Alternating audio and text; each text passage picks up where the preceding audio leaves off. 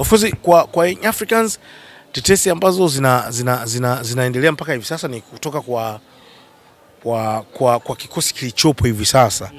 Umeona? Kuna baadhi ya wachezaji bado hawajakizi mahitaji ambayo viongozi walikuwa wanatarajia. Umeona? Baadhi ya wachezaji. Lakini bahati walokutana nao Young Africans ni moja. Wana Pedro Gonçalves.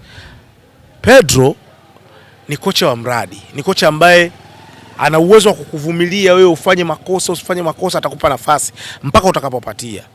Kwa hiyo ilikuwa ni bahati.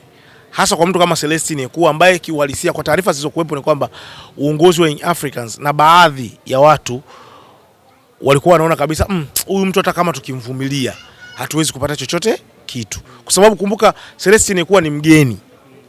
Analipiwa vibali. Sijui unaelewa vizuri.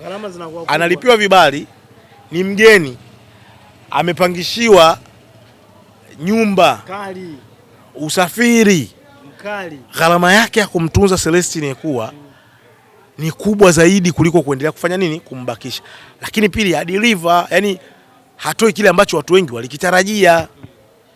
Kwa hiyo kuna eneo na ndivyo viongozi wa Yanga walikuwa huyu mtu tunaenda naye asipofanya vizuri kwenye kuanzia hapa katikati, inawezekana tukafanya nini, tukamkata.